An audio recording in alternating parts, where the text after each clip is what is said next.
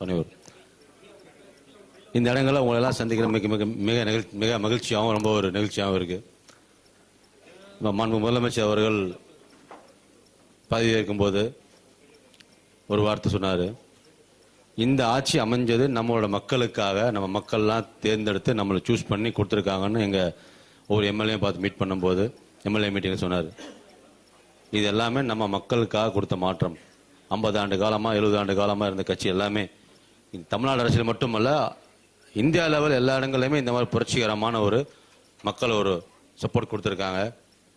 இந்த ஒரு சப்போர்ட்டை நம்ம எந்த சூழ்நிலையிலையும் எந்த இடங்களையும் எந்த விதமான கட்சி பாகுபாடும் இல்லாமல், எந்த ஒரு இண்டிவிஜுவல் பாகுபாடும் இல்லாமல் மக்களுக்கு சேவை செய்யணும்னு சொன்னார். அப்போ ஒரு வார்த்தை பேச சொல்லும்போது, எந்த இடங்கள்லையும் யாருடையும் அன்பு பாராட்டி சகோதரத்துவத்தோட ஒரு ஃபேமிலியாக எங்கள் தலைவர் எப்பவும் சொல்கிற மாதிரி ஒரு நண்பனாக, ஒரு தோழனாக, உறவினராக, ஒரு சகோதரனாக, ஒரு ஃபேமிலியில் ஒரு பர்சனாக இருந்த மக்களுக்கு கூடயே சேவை பண்ணுங்க சொன்னார். அவர் அன்னைக்கு சொன்ன வார்த்தை இன்றைக்கும் எங்கள் மனசுக்குள்ளே ரொம்ப எல்லா எம்எல்ஏஸ் மனசுக்குள்ளே ஒரு ஒரு ஞாபகமாக என்றைக்கும் மைண்டில் வச்சு ஃபாலோ பண்ணிகிட்ருக்கோம். அதே போல தான் அன்னைக்கு சொன்ன வார்த்தை தான் இன்னைக்கு தமிழகத்தில் எல்லாருமே அனைவரும் ஒரு குடும்பமாக, ஒரு சகோதரனாக, ஒரு தமிழக வெற்றி கழகம் என்பது குடும்பமாக எல்லாரும் ஜாயின் பண்ணி ஒர்க் பண்ணுறோம். இதில் எந்த கட்சி, நான் ஒரு அந்த 50 ஆண்டு கால கட்சி, நான் ஒரு 70 ஆண்டு கால கட்சி, நான் நேற்று வந்த ஒரு மத்திய அரசாங்கம் சம்மந்த ஒன்றிய சம்மந்த ஒரு கட்சி அப்படின்னு பாகுபாடு எதுவுமே இல்லாமல் எல்லாருமே முதலமைச்சர் அவர்களை ஒரு அன்பால் அவரோட ஒவ்வொரு ஸ்பீச்சும் கொடுக்கும்போது இன்ஸ்பிரேஷன் இருக்கும். அவர் ஒரு விக்கிரவாணி மாநாடு பேசினார்னா அது ஒரு எக்ஸ்ட்ராடினரி வைப்ரேஷன், ஒரு இன்ட்யூஷனாக இருக்கும், நல்லாயிருக்கும். மதுரை மாநாடு பேசும்போது சில கருத்துக்களை பதிவிட்டார், அது இன்னும் கொஞ்சம் நமக்கு ஒரு ஸ்பிரிட்டாக இருக்கும். அதுபோல் ஒவ்வொரு சபைகள்லையும் ஒவ்வொரு சுச்சுவேஷன்லையும் நம்ம முதலமைச்சர் பேசும்போது அவர் சொல்கிற வார்த்தைகள் நமக்கு மட்டுமல்ல, கூடயே பயணிக்க எங்களுக்கு மட்டுமல்ல, ஒவ்வொரு தமிழ்நாட்டுக்கு ஒவ்வொரு மக்களுக்கும், ஒவ்வொரு மாற்றுக் கட்சி இருக்கிறவங்களுக்கும் சரி, குழந்தைகள் மனசு வரைக்கும் இப்போ பதிஞ்சிருக்கு. இன்றைக்கி சட்டமன்றம் இருக்குன்னா சட்டமன்ற செயல்பாடு எப்படி இருக்குது, என்ன செயல்பாடு பண்ணுறாங்க, என்னென்ன விஷயம் நடக்குது, யாரெல்லாம் அமைச்சர்கள், அவங்களோட பணிகள் என்ன, என்னென்ன கேள்விகளில் கேட்கலாம், என்னென்ன உரிமைகள் இருக்குங்கிறத இன்றைக்கி ஒரு ஸ்கூலுக்கு போகிற குழந்தைகள்லேருந்து, ஒரு ஆட்டோவில் போகிற நண்பர்கள்லேருந்து, வீட்டில் இருக்கிற நம்மளோட மகளிர் வரைக்கும் எல்லாருமே உன்னிப்பாக கவனித்து வாட்ச் பண்ணுறாங்க.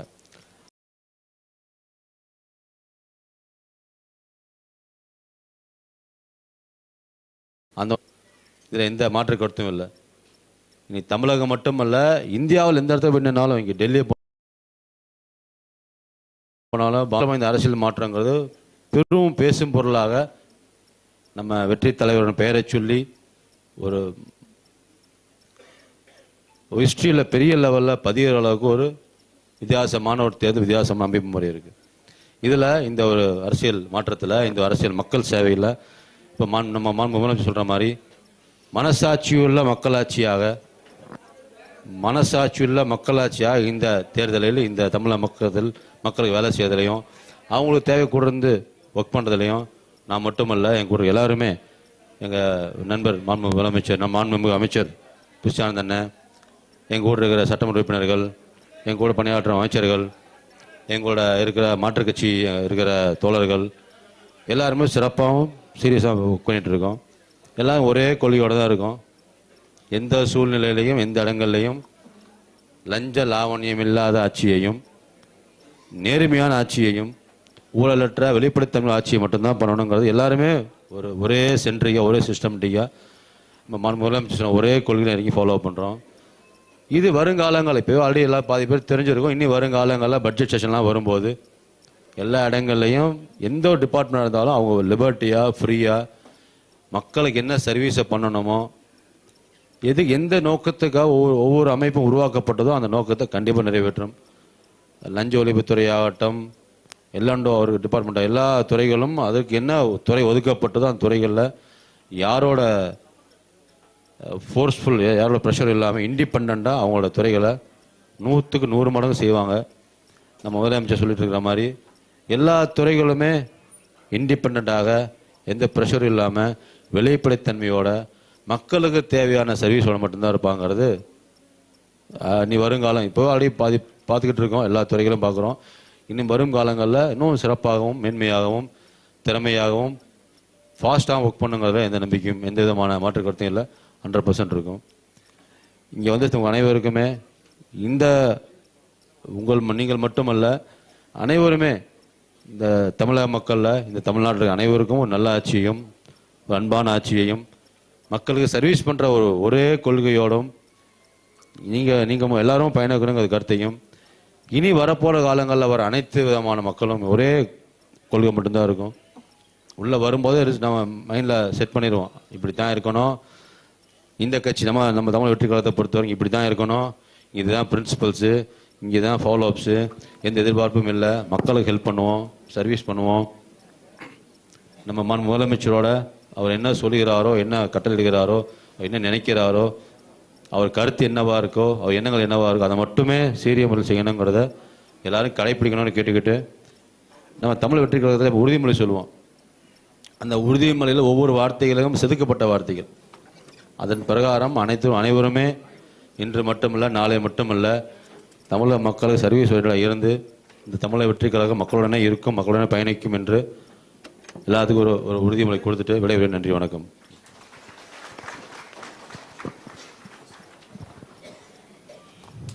தமிழக வெற்றி கழகத்தில் எங்களை எல்லாம் தாயாகவும் தந்தையாகவும் அரசியல் ஆசானாகவும் வழிநடத்தி கொண்டிருக்கும் எங்களது அன்பு பொதுச்செயலாளர் அவர்களை சிறப்புரையாற்ற அழைக்கிறேன்.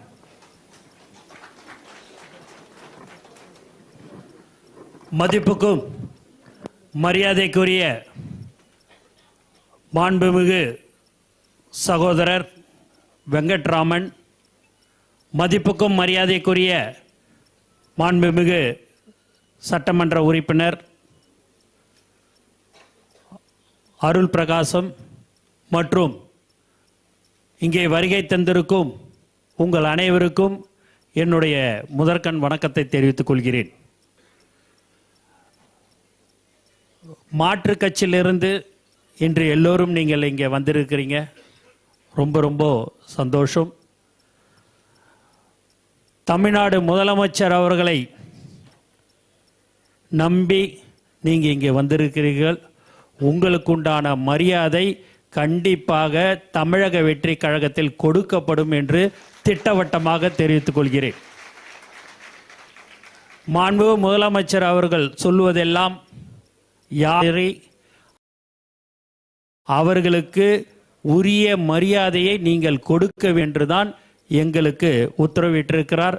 அதன்படி உங்களுக்கு எல்லா நன்றாக நாங்கள் உங்களை பார்த்து கொள்வோம் என்பதையும் இந்த நேரத்தில் தெரிவிச்சுக்கிறேன்.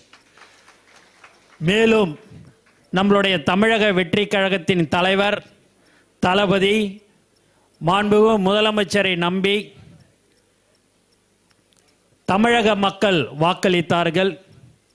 இன்று மாண்புமிகு முதலமைச்சர் அவர்கள் மிக சிறப்பாக ஆட்சியை நடத்தி கொண்டிருக்கிறார்கள். மேலும் நம்மளுடைய மாநாடு, தமிழக வெற்றி கழகத்தினுடைய மாநாடு 2 இடத்துல நடந்தது. ஒன்று விக்கிரவாண்டி, ஒன்று மதுரை மாவட்டத்தில். விக்கிரவாண்டி மாநாடு தான் எங்களுடைய முதல் மாநாடு. அங்கே நீங்கள் பார்த்தீங்க அப்படின்னா ஒரு 15-16 லட்சம் பேர் கூடினாங்க. ₹1 கொடுக்காம அவங்களுடைய சொந்த காசில் எல்லாமே வண்டியை பிடிச்சின்னு வந்து மாநாடு கலந்து கொண்டவர்கள் தான் நம்மளுடைய தமிழக வெற்றி கழக நிர்வாகிகள், தொண்டர்கள் என்பதை சந்தோஷத்துடன் தெரிவித்துக் கொள்கிறேன். மேலும் மதுரை மாநாட்டிலையும் அப்படிதான். மாநாடு அடுத்த நாள் மாலை 5 மணின்னா அதுக்கு முன்னாலே மதியானம் 3 மணிக்கே வந்துட்டார்கள். ஏன் இதெல்லாம் சொல்கிறேன்னா, தலைவர் தளபதி மீது அந்த அளவுக்கு நம்பிக்கை வைத்திருக்கிறார்கள். அந்த நம்பிக்கையின் அடிப்படையில் தான் இன்னைக்கு மாண்பு முதலமைச்சருக்கு வாக்களித்திருக்கிறார்கள். அவர்களுக்கு மக்களுக்கு நல்லது செய்ய வேண்டும் என்ற ஒரு நல்ல எண்ணத்தில் தான் என்னை போன்ற எல்லோரையும் வேட்பாளராக அறிவித்து சட்டமன்ற உறுப்பினராக ஆக்கி இன்னைக்கு அமைச்சராக எங்களை எல்லாம் ஆக்கியிருக்கிறார் என்றால் அது தலைவர் தளபதியால் மட்டும்தான் சாத்தியம் என்று தெரிவித்துக் கொள்கிறேன். யார் சைக்கிளில் போய் போஸ்ட் ஓட்டி கொடி கட்டினாங்களோ இன்னைக்கு அவங்க தான் அமைச்சராக இருந்து கொண்டிருக்கிறார்கள். அதுதான் தமிழக வெற்றி கழகத்துடைய கட்சி. ஏன் இதெல்லாம் சொல்கிறேன் அப்படின்னா, நீங்கள் எல்லாம் வந்திருக்கிறீங்க, எங்களுக்கு ஒரு பெரிய பலம், இன்னும் பலம் வந்து எங்களுக்கு கூட நீங்கள் வந்து சேர்ந்துருக்கிறீங்க. உங்களோடு நாங்கள் இணைந்து, எங்களுடைய நிர்வாகிகளும் தோழர்களும் இணைந்து செயல்படுவார்கள். கடந்த 30-32 வருடமாக எங்கள் தமிழக வெற்றி கழகத்துடைய நிர்வாகிகளும் சரி, தோழர்களும் சரி, தொண்டர் எல்லாருமே எந்த ஒரு எதிர்பார்ப்பும் இல்லாமல் எங்களுடன், தலைவர் தளபதியுடன் இவ்வளோ காலம் அவர்கள் இருந்து கொண்டிருக்கிறார்கள். அதே போல நீங்கள் இப்போது வந்திருக்கிறீர்கள். உங்களுக்கு நான் ஒன்று தான் ஒரு வேண்டுகோளாக விடுகிறேன். என்ன என்று சொன்னால், எங்களுடைய தோழர்களுடன் நீங்கள் இணைந்து செயல்பட வேண்டும் என்றது மட்டும்தான் நான் உங்களை கேட்டுக்கொள்கிறேன். ஏன்னா நீங்கள் வந்தீங்க அப்படின்னா, என்னடா இது மாற்றுக் கட்சியிலேருந்து வந்துட்டோம் அப்படின்னு எதுவும் நாங்கள் நினைக்கவே நினைக்காது. எப்போ எங்கள் தலைவர் தளபதியை நம்பி நீங்கள் இந்த இடத்துக்கு வந்துட்டீங்களோ, இனி எங்களுடைய குடும்பத்தில் சேர்ந்தவர்கள் தான், தமிழக வெற்றி கழகத்துடைய குடும்பத்தில் சேர்ந்தவர்கள் நீங்கள். அதனால் நீங்கள் எந்த ஒரு அச்சமோ பயமோ உங்களுக்கு இருக்கவே வேணாம். நீங்கள் மாற்றுக் கட்சியில் இருந்திருக்கலாம், அங்கே எப்படி இருந்திருக்கோன்றது உங்களுக்கு தெரியும். இனி வருங்காலங்களில் இந்த கட்சியில் நாங்கள் இது ஏண்டா நாங்கள் முன்னாடியே வந்திருக்க கூடாதான்னு நீங்கள் நினைக்கிற அளவுக்கு தான் எங்களுடைய தோழர்கள் உங்களுடன் இணைந்து செயல்படுவார்கள். ஆகவே நீங்கள் எதற்கும் நான் திரும்ப திரும்ப சொல்கிறேன், கவலையெல்லாம் படாதீங்க. எல்லாரையும் ஒன்றாக நாம் இணைந்து ஒற்றுமையாக இருந்து வரும் பஞ்சாயத்து தேர்தலாக இருந்தாலும் சரி, எந்த தேர்தல், நாடாளுமன்ற தேர்தலாக இருந்தாலும் சரி, நாம் அனைத்திலும் தமிழக வெற்றி கழகம் வெற்றி பெறும் என்பதை தெளிவாக நான் தெரிவித்துக் கொள்கிறேன். அதனால் நீங்கள் எதை பற்றியுமே திரும்ப திரும்ப சொல்கிறேன், என்னடா இவன் திரும்ப திரும்ப இதே பேசுகிறான்னு, எதை பற்றியுமே யோசிக்காதீங்க, எதை பற்றியுமே கவலைப்படாதீங்க. இனிமேல் பட்டு மக்கள் பிரச்சனை ஒன்றியத்தில் இருந்தாலும் சரி, நகரத்தில் இருந்தாலும் சரி, உங்களுடைய பகுதி, வார்டு, எந்த இடத்துல மக்கள் பிரச்சனை எதுவாக இருந்தாலும் நீங்கள் சொன்னீங்க என்று சொன்னால், எங்களுடைய அமைச்சர்கள் கண்டிப்பாக அதை உடனடியாக செய்து தருவார்கள் என்று நான் உங்களுக்கு தெரிவித்துக் கொள்கிறேன். மேலும் இன்று பல்வேறு முன்னாள் அமைச்சர்கள், பல்வேறு முன்னாள் சட்டமன்ற உறுப்பினர்கள்லாம் இன்னைக்கு கட்சியில் இணைகிறார்கள். அவர்களுக்கும் இந்த நேரத்தில் நான் அவர்களை வருக என்று வரவேற்று நான் அவங்களுக்கு நன்றியை தெரிவிச்சுக்கிறேன். அது மட்டும் இல்லாமல் நீங்கள் எல்லாரும் ஒற்றுமையாக இருந்து நீங்கள் செயல்படும் என்று திரும்ப திரும்ப சொல்லிக்கொள்கிறேன். உங்களுக்கு உண்டான பதவிகள் மாண்புமிகு முதலமைச்சர் அவர்கள், மாவட்ட செயலாளர், ஒன்றியம், நகரம் அனைவரிடம் கலந்து பேசி உங்களுக்கு உண்டான பதவிகள் மிக விரைவில் வழங்கப்படும் என்பதையும் உங்களுக்கு நான் தெரிவித்துக் கொள்கிறேன். அதனால் நம்ம வந்துட்டோமே, என்னடா இது, நம்ம அங்கே வந்து ஒரு ஒன்றியத்தில் இருந்தோமே, ஒரு கிளை செயலாளர் இருந்தோமே, இங்கே நம்ம இந்த புதுசாக நம்ம தமிழக வெற்றி கழகத்துக்கு வந்துட்டோம், நமக்கு என்ன பதவி இருக்குமா இருக்காதெல்லாம் நினைக்காதீங்க. எங்களை பொறுத்த வரைக்கும் எல்லாமே ஒருத்தர் தான், தலைவர் தளபதி மட்டும்தான். மற்றவங்களுக்கெல்லாம் ஒரு மாநாடு நடத்தணும், ஒரு கூட்டம் போடணும் அப்படின்னா 5 மாதம் 6 மாதம் ஆகும், எல்லாமே இருக்கும். எங்களுக்கு அப்படி இல்லை. தலைவர் தளபதி வருகிறார் இந்த இடத்துல அப்படின்றத 1 மணி நேரத்துக்கு முன்னாடி அவங்களுக்கு, மக்களுக்கு தெரிந்தால் போதும், எல்லோரும் வருகிறார்கள் என்று சொன்னால் அதுதான் தலைவர் தளபதி மீது அவர்கள் நம்பிக்கை வைத்திருக்கிறார்கள் என்று. நான்லாம் பார்த்தீங்க அப்படின்னா பல தடவை நான் சொல்லியிருக்கிறேன், நான் சட்டமன்ற உறுப்பினராக இருந்திருக்கிறேன். சட்டமன்ற உறுப்பினர் பதவி என்பது 5 வருடத்துக்கு வரும் போகும். தளபதி ரசிகர் என்ற பதவி எனக்கு கடைசி காலம் வரைக்கும் இருக்கும் என்று சொன்னேன். அதுதான் இன்று என்னை இந்த இடத்துல நான் இன்று ஒரு அமைச்சராக நிற்கிறேன் என்று சொன்னால் அது தலைவர் தளபதியால் மட்டும்தான் சாத்தியம் என்று தெரிவித்துக் கொள்கிறேன். நான் டி நகர் தொகுதியில் என்னுடைய மக்கள், டி நகர் தொகுதி மக்களுக்கு நான் நன்றியை இந்த நேரத்தில் தெரிவிச்சுக்கிறேன்.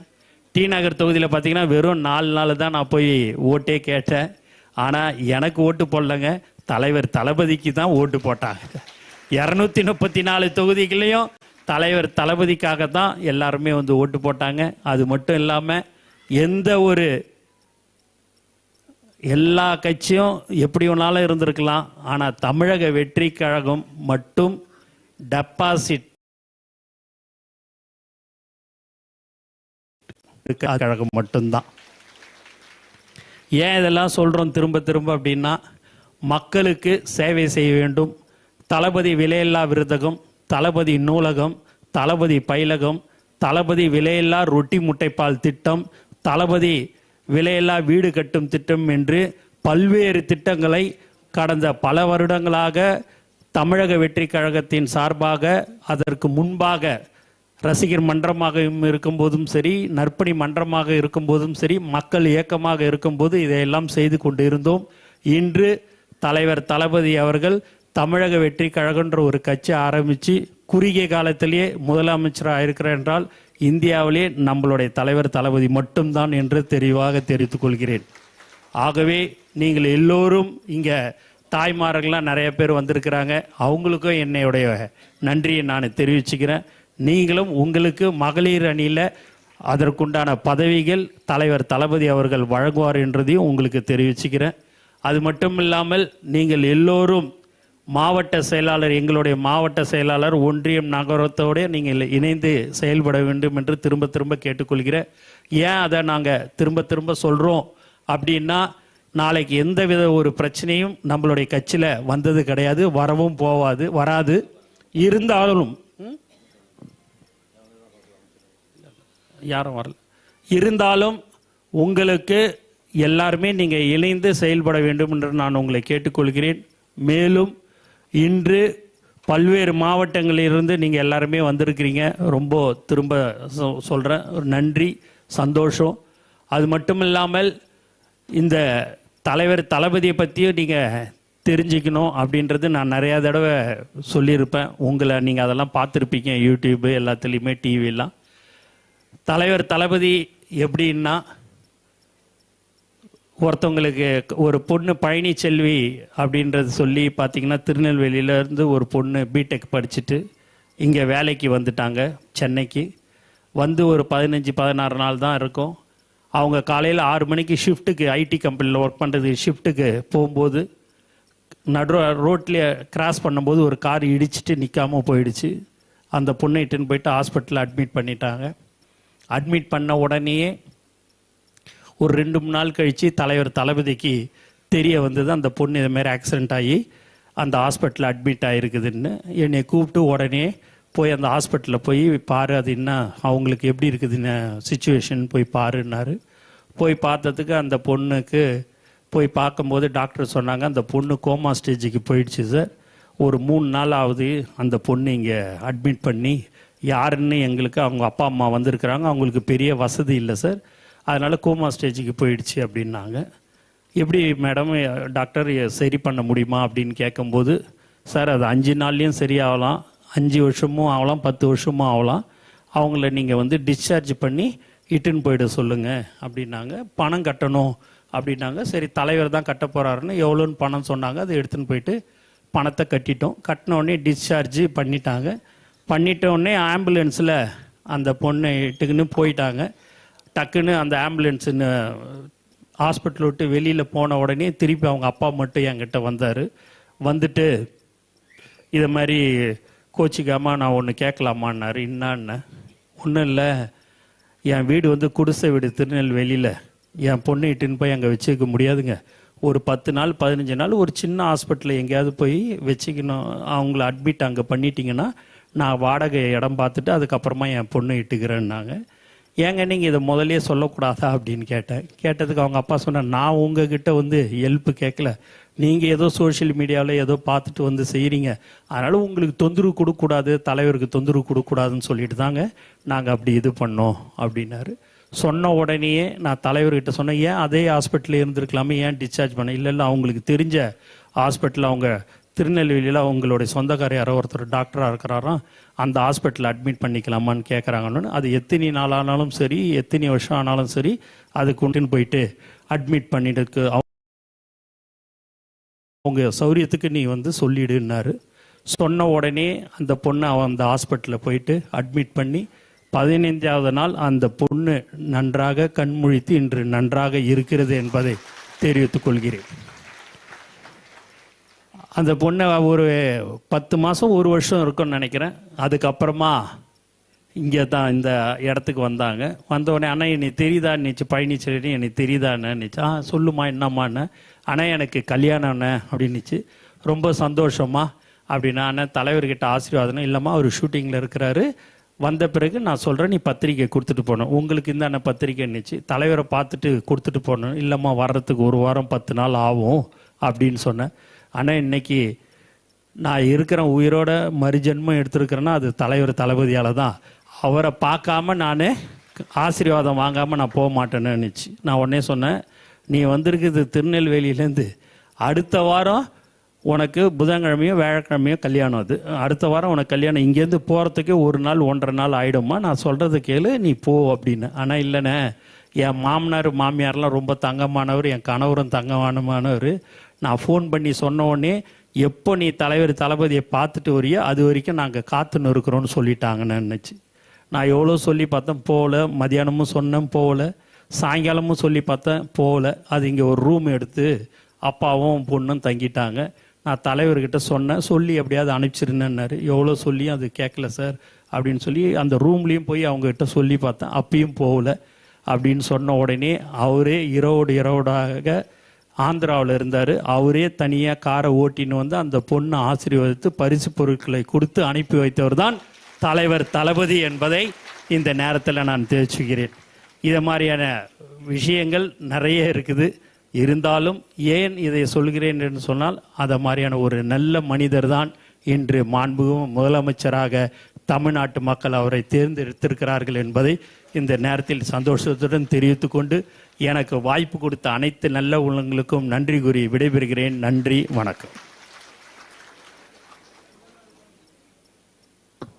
அப்படியே வந்தீங்கன்னா அப்படியே கட்சி துண்டு நாங்கள் அப்படியே போடுறோம், அப்படியே இது பண்ணிட்டு நீங்கள் போகலாம். தயவு செய்து வரும்படி உங்களை அன்புடன் கேட்கும்.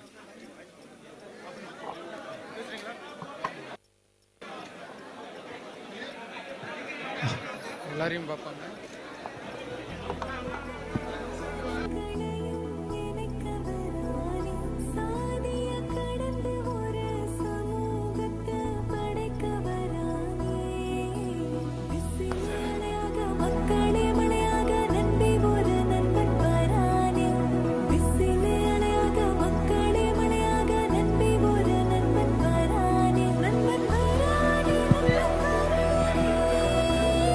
அனைவரும் இருக்கையில் அமரவும், வரிசையில் வரவும். வரிசையாக வந்தீங்கன்னா எல்லாரையும் பொதுச்செயலாளர் அவர்கள் பார்ப்பாங்க. லைனாக வாங்க.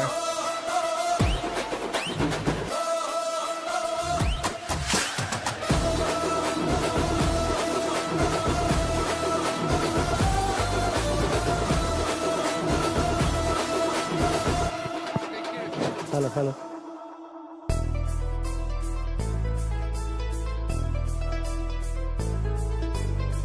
காவலன் கையில் எங்க விசில் சேரும், திருடங்க கையில் சேர்ந்திருக்காது. யார் அடிச்சாலும் கொண்டாட்ட சத்தமாகும், தப்பு செஞ்ச நெஞ்ச தூங்க விடாது. திரையால வந்தவன் கதை மாறுது, அது தாங்கும் மக்களுக்கு குடையாகுது. தமிழ்நாட்டே விசிலடிக்க ரெடியாகுது. தமிழ் பொங்காமலே விழி தூங்காதுடா, இந்த வெள்ளை பின் பார்க்காதுடா. நான் தன்னன் தனியாளு, நீ நம்ம பாரு. கொஞ்சம் நவந்தானா நீங்க எட்டு கோடி பேரு. போது ஸ்டேட் எங்க விசில் சத்தம் கேட்டு, நல்லா வந்த பாட நீ விசில் கடி ஓட்டு.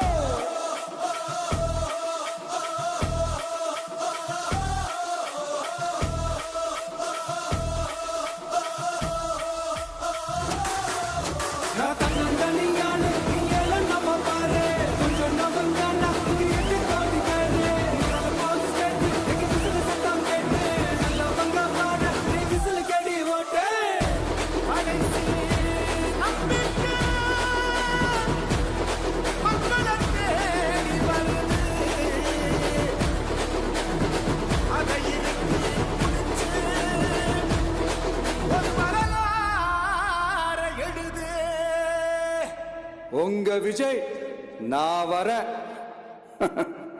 விசில் அடிக்க ரெடியா?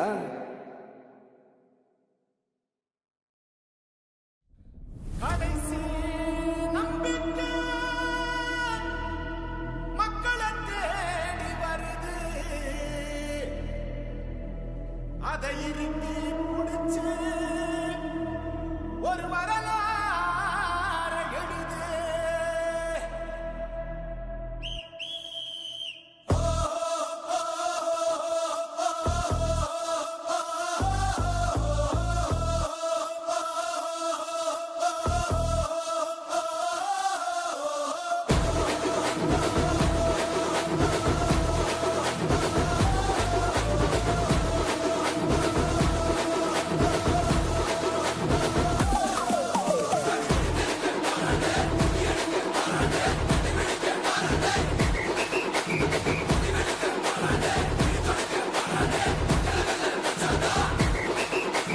தண்ணி ஒருத்த படிச்சு வரான், விசில் ஒண்ணு அடிச்சு வரான், தடைய வச்சா உடச்சு வரான் தளபதி. தப்பு நடந்தா உருமு சின்ன, வெற்றி அடைஞ்சா ஒலிக்கு சின்ன, தளபதிக்கே பிறந்த சின்ன விசிலடி. பணத்தை சேர்க்கும் இந்த அரசியல தேடி சனத்தை காக்கும் ஒரு தலைவன் வரானே. காசை வாங்கி ஒன்ன வித்துடாம வாணி, ஆசைப்பட்ட தமிழ்நாட்டை தரானே. தமிழ் பொங்கா மாட்டேன், கிளி தூங்காதுடா, இந்த வெங்கை பின் வாங்காதுடா. எத்தனை மன்னனை ஒத்திக்க வச்சவன்டா. நான் தன்னந்தனியாளு நீயால நம்ம பாரு.